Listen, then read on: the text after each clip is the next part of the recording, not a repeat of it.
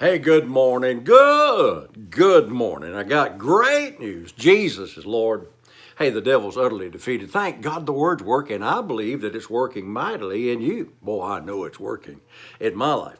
In the Gospel of Luke, chapter 17, verse 5, the disciples said, Lord, give us more faith. Actually, the King James says, increase our faith.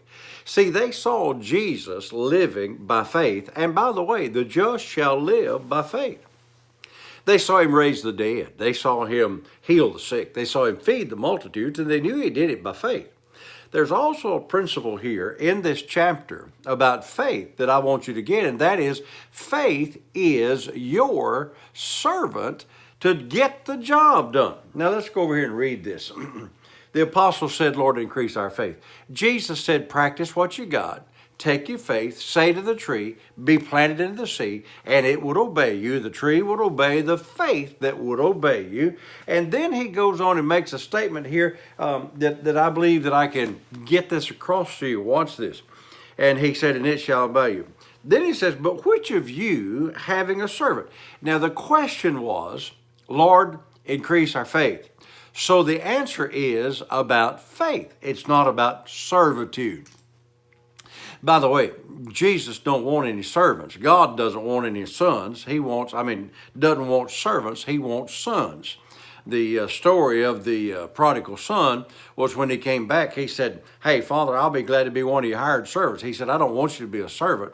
I want you to be a son. He put a ring back on his finger. That ring means something. It means I'm married to a beautiful woman. That's my covenant ring. Well, the ring that guy put on that boy's finger was a covenant ring of authority. And he threw him a party, and the other boy got mad over it because God doesn't need servants. He needs sons. He don't want you to be a servant. He wants you to be a son. Now, a son does serve. Don't misunderstand me. But so the answer to the question about Lord, increase our faith is about faith. It's not about servitude. So he said, which of you having a servant? So he's talking about faith. So I like to call this faith the servant. So let me read this. Which of you having a servant plowing or feeding cattle will say unto him by and by when he's come in from the field, go and sit down to meat? No. And will not rather say unto him, make ready wherewith I may sup, gird thyself and serve me till I have eaten and drunk, and afterwards, or drunken, and afterwards, thou shalt sit down and eat? Doth he thank that servant because he did the things that were commanded him? I tell you, likewise, that when you have done all that you should be thankful to God. Now watch what he's saying here.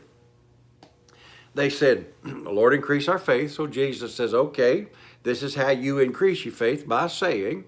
And then he says, and which of you having a servant? After he's worked all day out there, plowing the field, feeding the cattle, all that, when he comes and says, well, now you just sit down over there and don't do anything and take care of things and take care of yourself and I'll be fine. No, he says, you'll tell that servant to go get your dinner ready. Now that's the matching translation of that. So here's what he's saying. Faith should be looked at as your servant. That, you believe God for $100 today and you get it and you're looking around and say, whoo, boy, that's great. No. Go ahead and say, go get me another $100. Or I've made this mistake, and you probably have too. Just one time I remember having a massive headache. 100 years ago, it seems, I guess 25 years ago, I had these terrible migraine headaches. And then I kept going to the Word till I found out what the Word said, and I don't have them anymore, but this was one of the last ones I had. It was awful.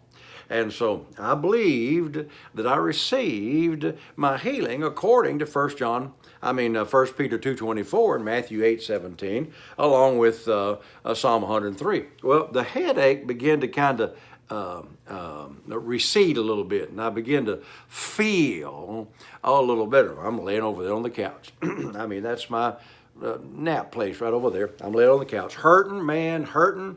And so I'm confessing the word. I got my Bible up on my chest and I'm believing God for healing. And so it began to recede a little bit. And Pat come in. She said, how you doing, darling?